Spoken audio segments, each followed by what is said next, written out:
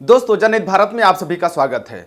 2024 के लोकसभा चुनाव का सेमीफाइनल विधानसभा के 5 राज्यों के रूप में हो रहा है। ऐसा लगता है कि भाजपा पार्टी की तरफ से प्रधानमंत्री मोदी चुनाव जीतने के लिए जिस तरह से मूर्खों का सरदार जैसी बातें अपनी भाषण में कर रहे हैं, इससे ऐसा ही प्रतीत होता है कि प्रधानमंत्री ने अपनी भाषाई मर्यादा को भी ताक पर रख दिया है।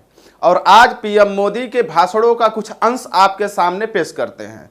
जैसे पीएम मोदी ने कहा कि जहां कांग्रेस है वहां महिलाओं का सम्मान नहीं होता है, लेकिन क्या प्रधानमंत्री उन्हीं महिलाओं को वास्तव में सम्मान दिला पाए? जब देश का नाम पूरी दुनिया में रोशन करने वाली पहलवान खिलाड़ियों ने न्याय की गुहार लगाई थी और प्रधानमंत्री जी के मुंह से एक शब्द भी नहीं निकला। इसके अलावा महिलाओं का वोट हासिल करने के लिए महिला आरक्षण जैसा छलावा किया गया जो निकट भविष्य में लागू ही नहीं हो सकता।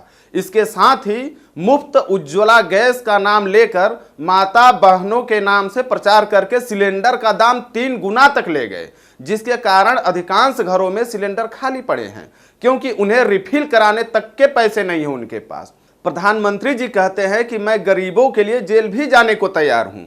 क्या यह बयानबाजी प्रधानमंत्री मोदी जी के मुंह से अच्छा लगता है? अगर प्रधानमंत्री जी को गरीबों की इतनी ही चिंता है तो भारत के 1% अमीरों के पास देश का 40% संपत्ति कैसे चला गया और देश की आधी आबादी के पास संपत्ति का केवल 3% हिस्सा ही क्यों बचा? यदि आपको गरीबों की इतनी ही चिंता है तो आर्थिक विषमता की खाई इतना गहरा कैसे हो गया? जबकि संविधान के नीति निदेशक तत्व के अनुसार सरकार को आर्थिक विषमता कम करनी चाहिए, लेकिन मोदी सरकार में आर्थिक विषमता बढ़ती चली गई और गरीबों को गरिमापूर्ण जीवन जीने के बजाय अपना पेट भरने के लिए 5 किलो राशन का मोहताज बना दिया।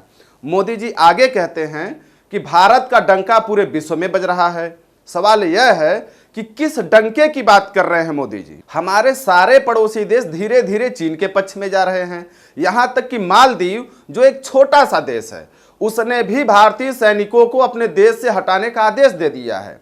और किरण रिजिजू जी केवल नेवर फर्स्ट की अपनी प्रतिबद्धता ही जाहिर करते रह गए। मोदी जी के नेतृत्व में हमारे देश की प्रति व्यक्ति आय पड़ोसी देशों से भी कम हो गई और विश्व प्रेस स्वतंत्रता सूचकांक में हम पाकिस्तान से भी नीचे चले गए। आए दिन रिपोर्ट में दिखता रहता है कि देश में भूखमरी, बेरोजगारी बढ़ती चली जा रही है।